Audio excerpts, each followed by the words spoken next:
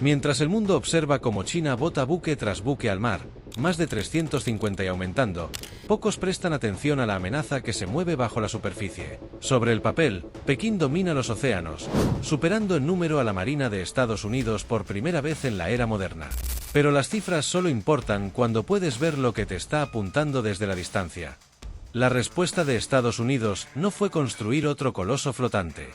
Fue apostar por un depredador invisible. El submarino clase Virginia, versión Block 5, equipado con un módulo de carga que multiplica su capacidad de ataque. De la noche a la mañana, lo que parecía una flota imparable pasó de cazadora a objetivo. ¿Cómo puede una sola innovación poner en jaque décadas de expansión naval? ¿Y por qué el verdadero equilibrio de poder ya no se exhibe en la superficie, sino que se esconde en las profundidades del océano? China no construyó su armada de la noche a la mañana. La levantó pieza por pieza, casco por casco, durante más de 2 décadas de producción ininterrumpida. Mientras otras potencias reducían astilleros y debatían presupuestos, los muelles chinos trabajaban día y noche. El resultado es una cifra que cambió la conversación global: más de 350 buques de guerra activos, la flota más grande del planeta en número total de embarcaciones. Destructores, fragatas, corbetas, buques anfibios de asalto y 3 portaaviones operativos, con más en construcción. Cada pocas semanas, un nuevo casco toca el agua. Algunos meses, son 2 o 3 al mismo tiempo. El ritmo recuerda a la producción acelerada de la Segunda Guerra Mundial, pero esta vez no ocurre en el Atlántico. Ocurre en el Pacífico. En apenas 10 años, la Fuerza de Combate Naval China pasó de alrededor de 260 unidades a superar las 350.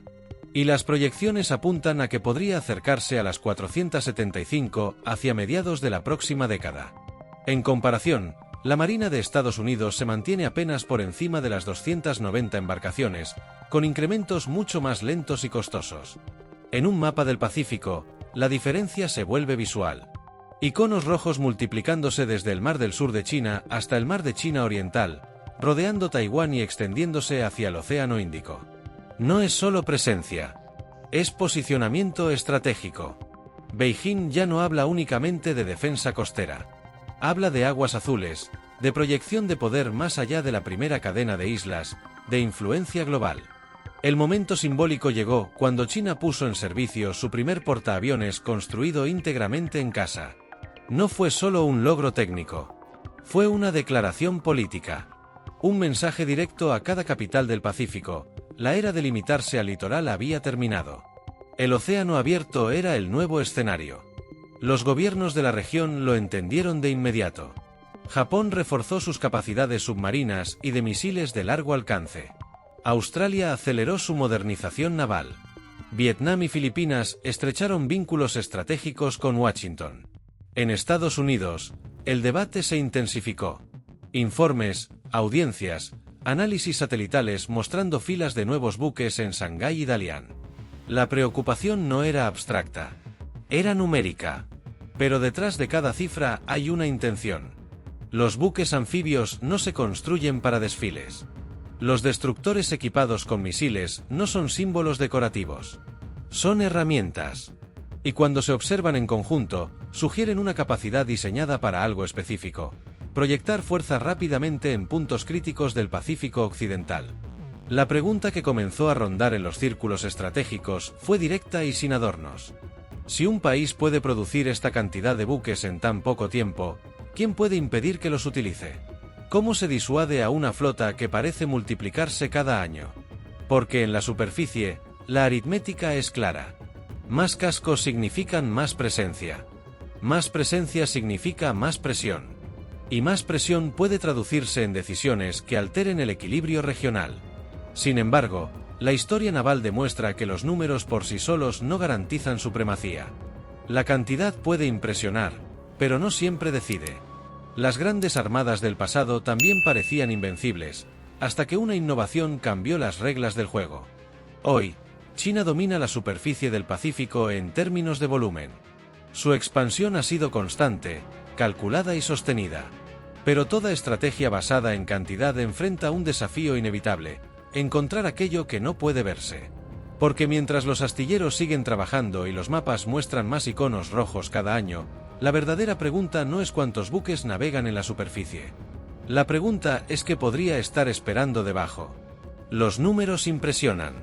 350 buques activos, destructores de última generación, fragatas multipropósito, grupos de portaaviones en expansión. Pero las cifras por sí solas no explican la verdadera preocupación que se respira en las capitales del Pacífico. El temor no es únicamente cuántos barcos tiene China. Es para qué fueron diseñados. Una flota no se construye al azar. Cada clase de buque responde a un propósito específico dentro de una arquitectura mayor. Los grandes buques anfibios de asalto no están pensados para patrullajes rutinarios. Existen para transportar tropas, vehículos blindados y helicópteros hacia costas hostiles. Los destructores cargados de misiles no son meros escoltas decorativos. Son plataformas diseñadas para abrir corredores de ataque y negar el acceso al enemigo. Cuando se observa la composición completa de la Armada china, aparece un patrón. No es solo una fuerza defensiva costera.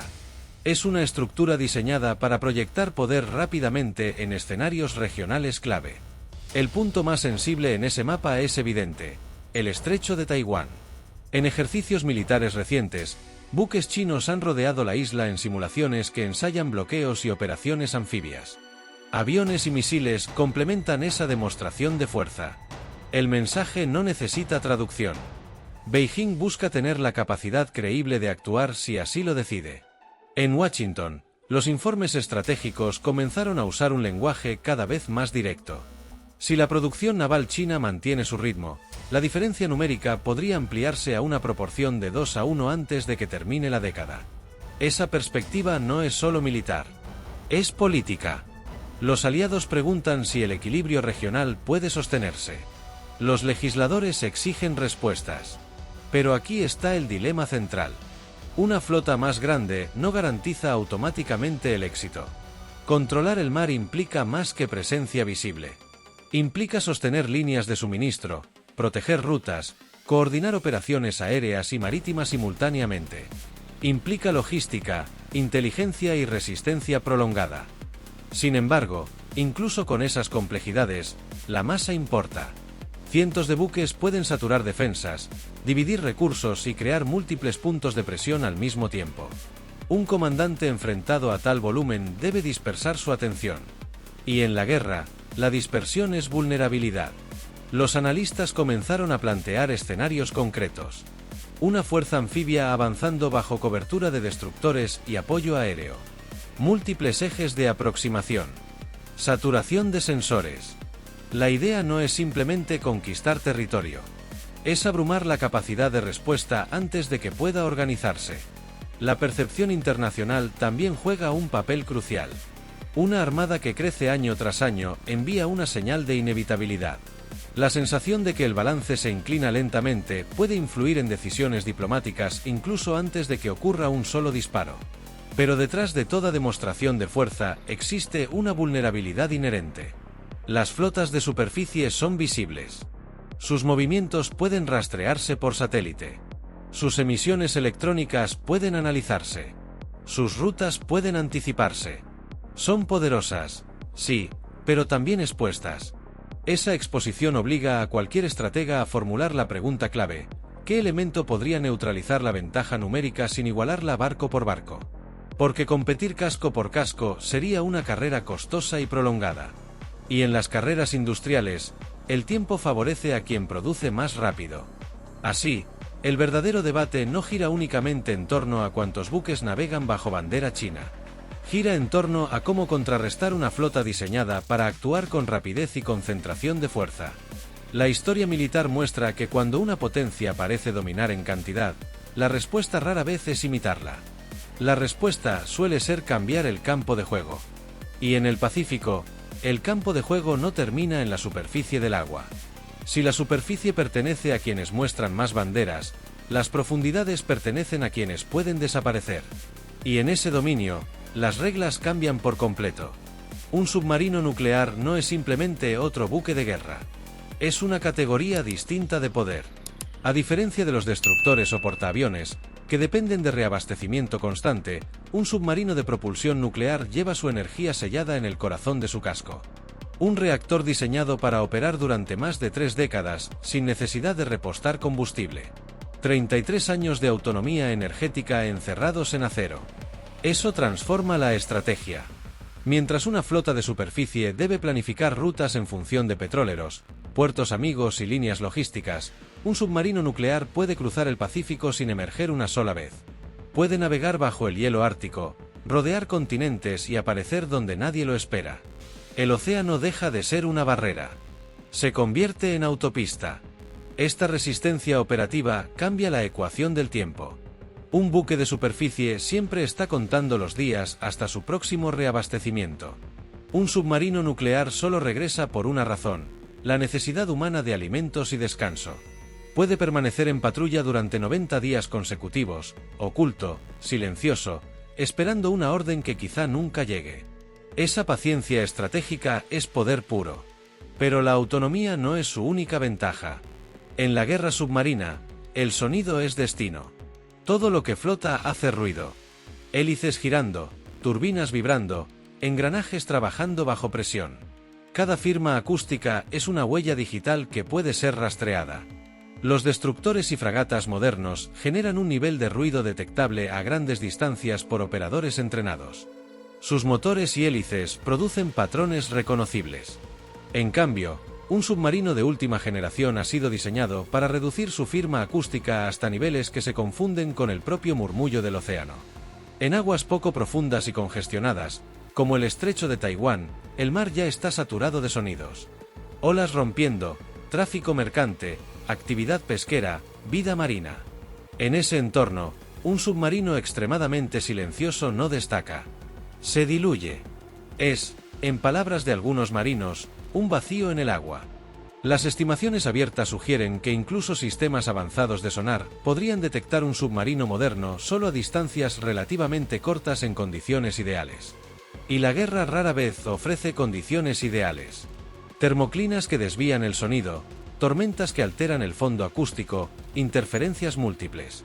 Cada factor reduce la probabilidad de detección. Esto crea un escenario inquietante para cualquier comandante de superficie.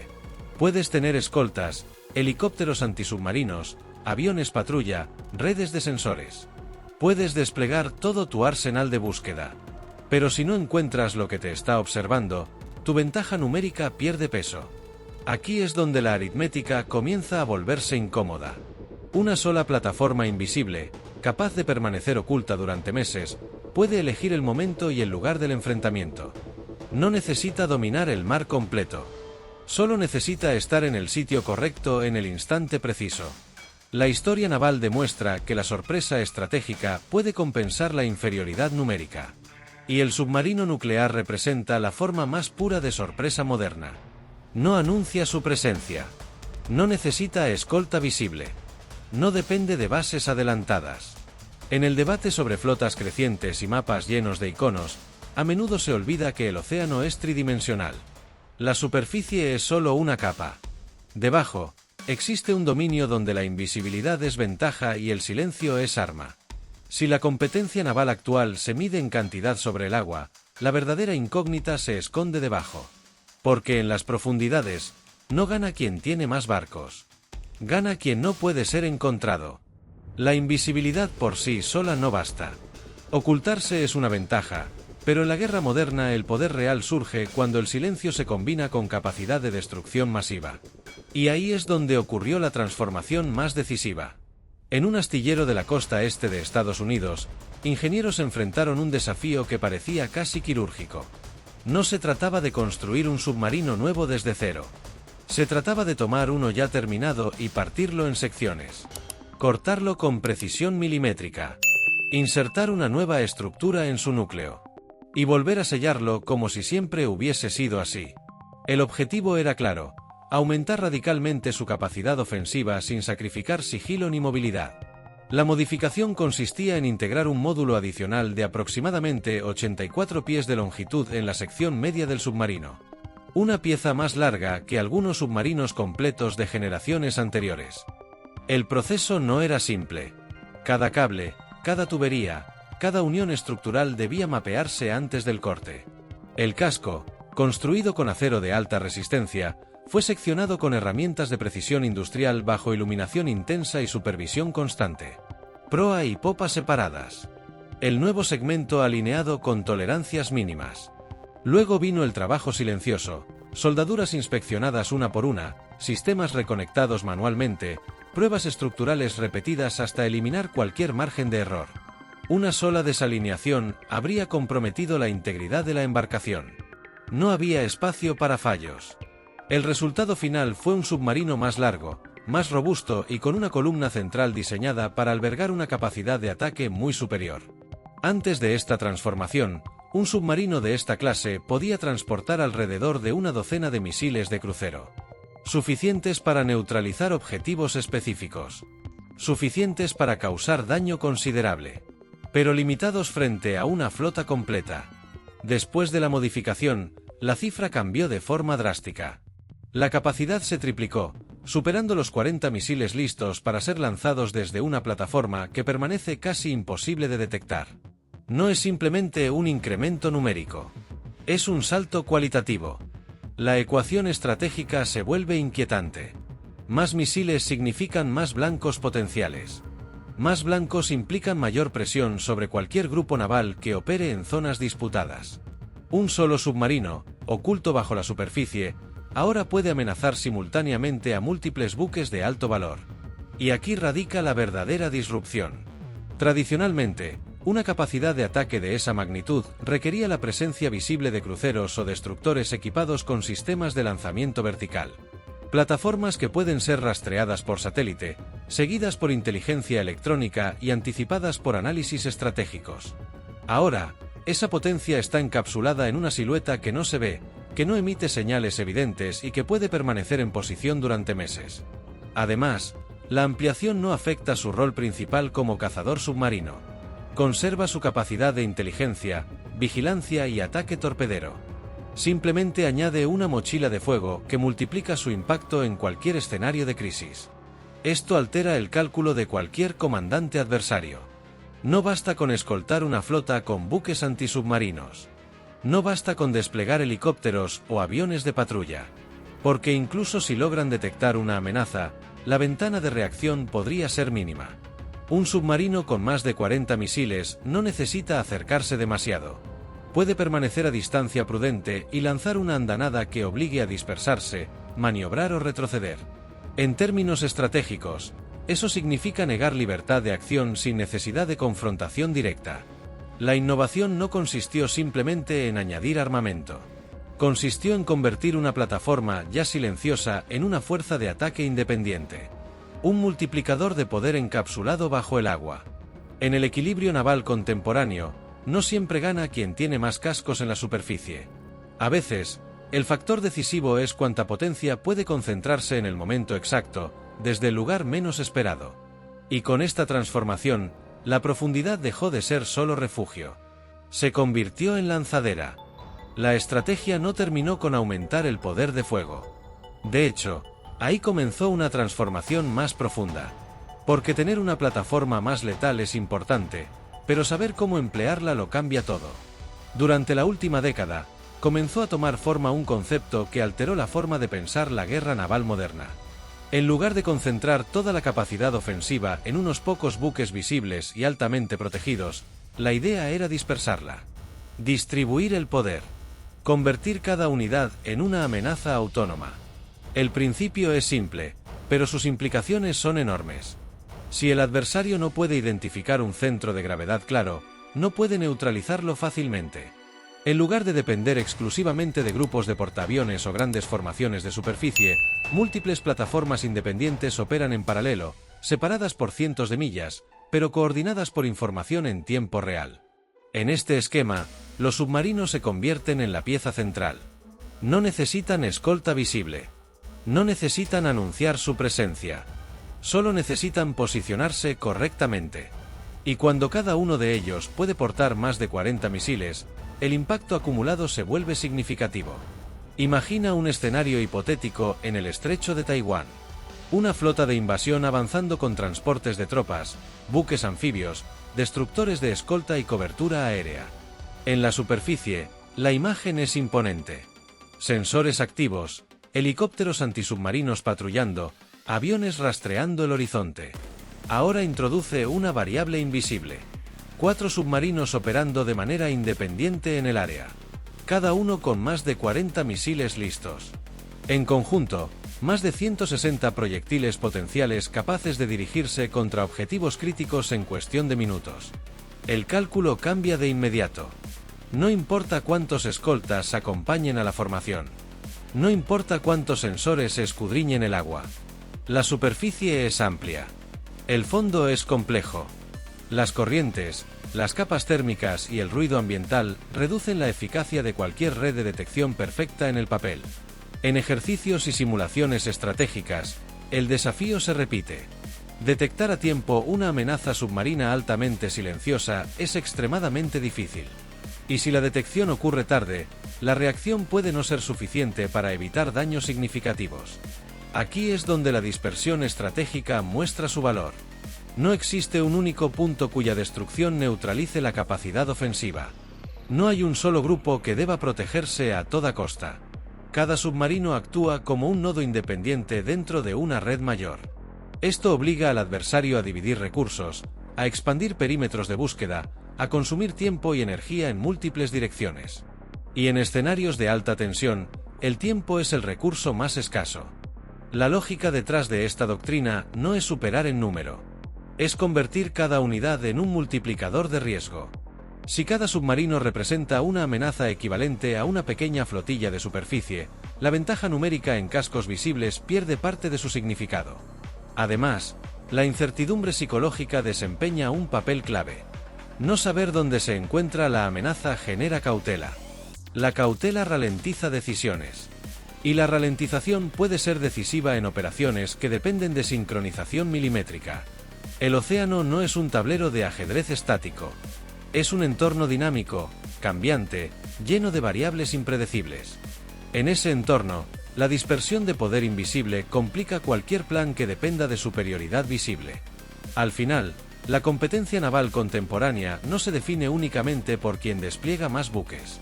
Se define por quien puede imponer más dilemas estratégicos al oponente. Una flota numerosa puede dominar la superficie. Pero si bajo esa superficie existen múltiples amenazas independientes, coordinadas y casi imposibles de localizar, el equilibrio ya no es tan claro. Porque en la era actual, el control del mar no siempre pertenece a quien ocupa más espacio. A veces pertenece a quien puede negar ese espacio sin ser visto. Hoy, el debate no es solo quien tiene más barcos. Es quien entiende mejor el nuevo campo de batalla. En la superficie, los números pueden impresionar. Pero en las profundidades, el silencio puede decidirlo todo. China ha construido una armada que domina el horizonte.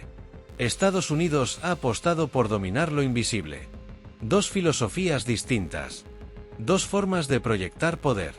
Y un océano inmenso donde el equilibrio puede inclinarse en cuestión de minutos. La historia demuestra que las grandes competencias entre potencias rara vez se resuelven por simple cantidad. Se resuelven por innovación, adaptación y estrategia. Y en este momento, la pregunta no es solo quién controla el Pacífico, sino quién controla lo que no puede verse. Ahora quiero saber tu opinión. ¿Crees que la superioridad numérica en la superficie seguirá siendo decisiva? ¿O el verdadero poder está en lo que se mueve en silencio bajo el agua?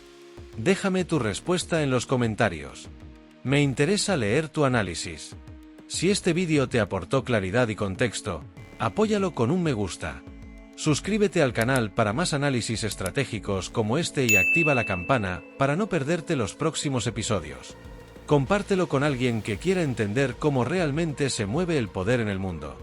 Porque en la próxima gran competencia global, lo visible puede distraer, pero lo invisible puede definirlo todo.